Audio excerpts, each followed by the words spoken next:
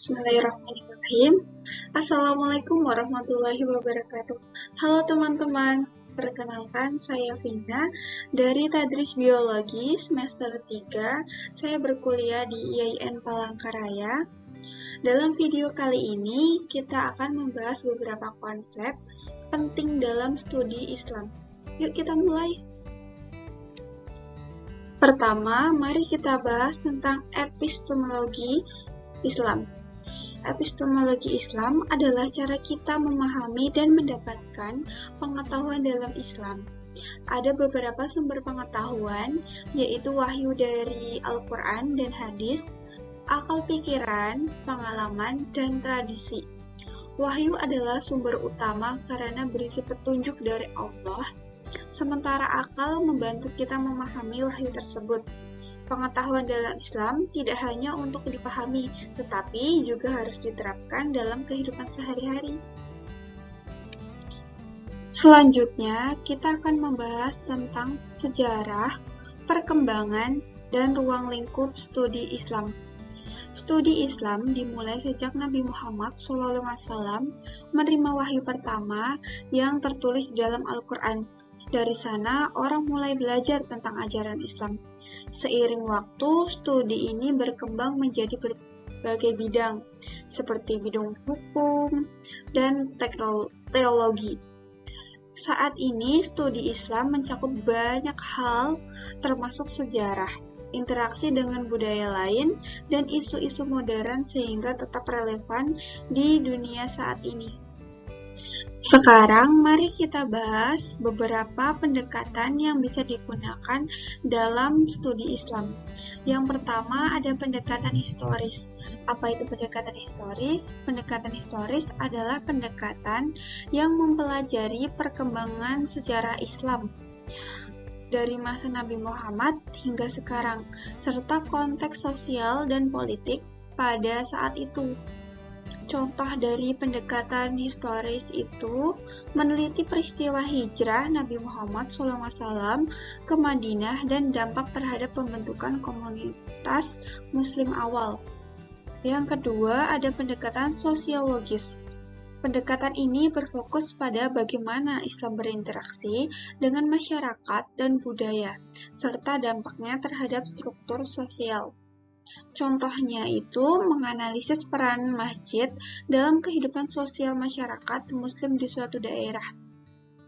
Yang ketiga, ada pendekatan teologis. Pendekatan ini mengkaji ajaran dan doktrin Islam, termasuk akidah dan ibadah, serta bagaimana umat Islam memahami konsep-konsep tersebut. Contohnya, membahas konsep tauhid atau keesaan Allah, bagaimana hal-hal ini mempengaruhi perilaku umat Islam. Dan yang terakhir, itu ada pendekatan filosofis. Pendekatan ini mempertimbangkan pemikiran filosofis dalam tradisi Islam dan bagaimana hal itu berkontribusi pada pemahaman ajaran Islam tersebut. Contohnya itu ada mempelajari karya-karya filsuf Muslim seperti Al-Farabi atau Ibnu Sina dan kontribusinya terhadap pemikiran ilmiah dan teologis. Selanjutnya, kita akan membahas tentang metodologi memahami Al-Quran. Dalam memahami Al-Quran, kita perlu melakukan beberapa langkah. Yang pertama itu metode tahlili. Metode ini menganalisis ayat-ayat Al-Quran secara rinci dan mendalam dengan membahas makna setiap kata dan frase.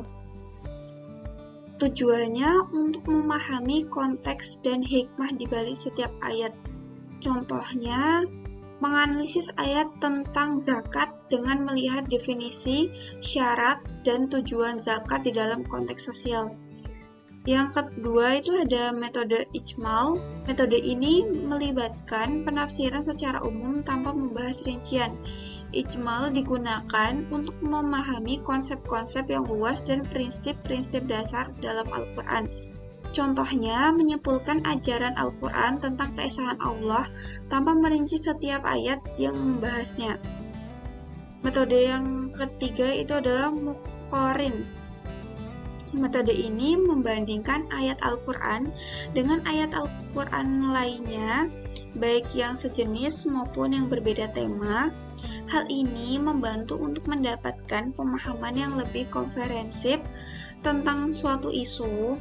Contohnya itu ada memahami ayat-ayat tentang puasa di berbagai tempat dalam Al-Quran untuk memahami panduan yang lebih luas tentang ibadah tersebut. Memasuki metode yang keempat, yaitu maudhu'i. Metode ini berfokus pada tema atau topik tertentu dalam Al-Quran. Dalam pendekatan ini, mufasir mengumpulkan semua ayat yang berkaitan dengan satu tema untuk memahami pandangan Al-Quran tentang isu tersebut. Contohnya itu mengumpulkan semua ayat Al-Quran yang membahas tentang hak asasi manusia untuk memahami perspektif Islam terhadap isu tersebut. Terakhir, mari kita lihat metodologi memahami hadis.